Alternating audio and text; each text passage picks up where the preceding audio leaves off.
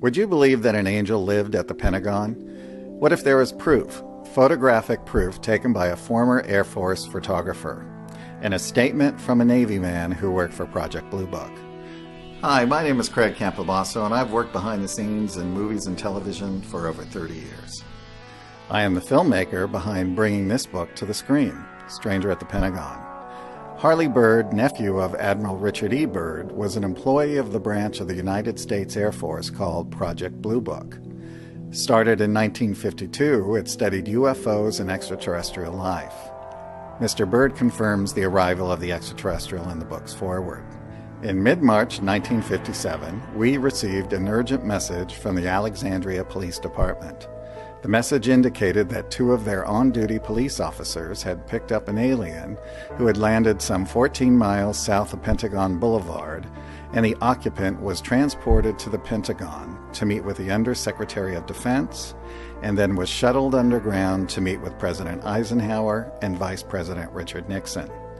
The meeting lasted for nearly an hour, and then the alien visitor was put on VIP status and was shuttled back to the Pentagon, where he spent the night in the Army reception office.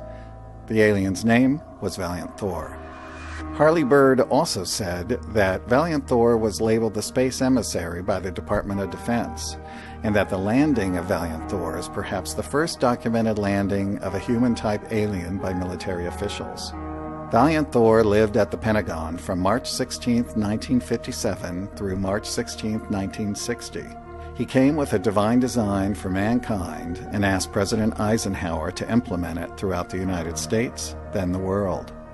In December 1959, knowing his presence on Earth was shrouded in government secrecy, Valiant Thor contacted Nancy Warren, a high-level clearance secretary at the Pentagon, who in turn contacted Dr. Frank Stranges, who then met with Valiant Thor. Their friendship lasted until Dr. Frank's death in November of 2008.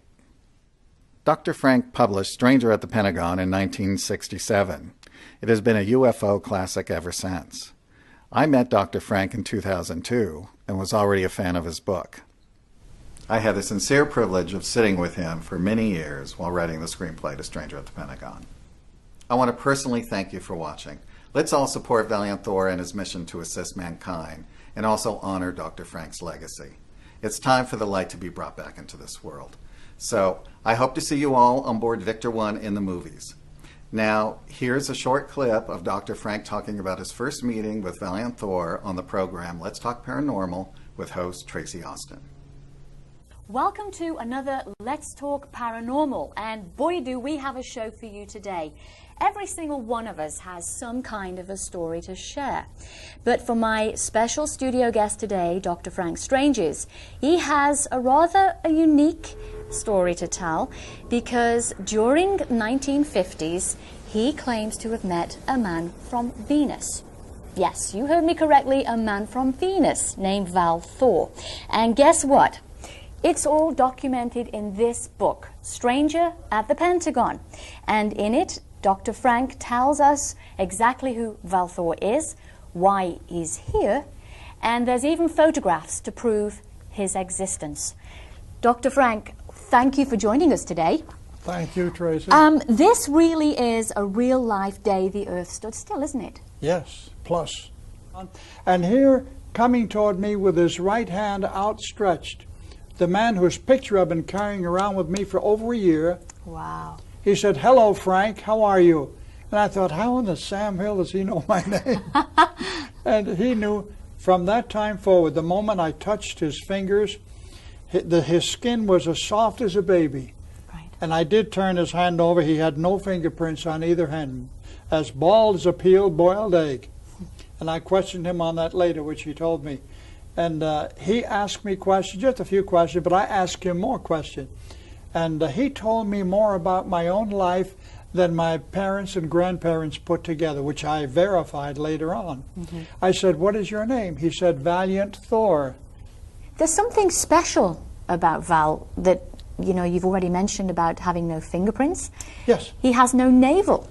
No, he has no navel and he has no fingerprints. This is why I believe he falls in the category of a created being, just like an angelic being. Mm-hmm.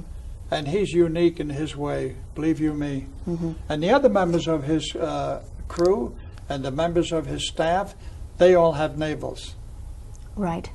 But being a created being, of course, he wouldn't. But they don't have any fingerprints either. Right. Unique in that manner. Wow. Let's take a look at the next picture and see what we have. This is Commander Valiant Thor. That's exactly what he looked like when the photo was taken by August Roberts some years before, and that's exactly what he looks like today. He hasn't changed one iota.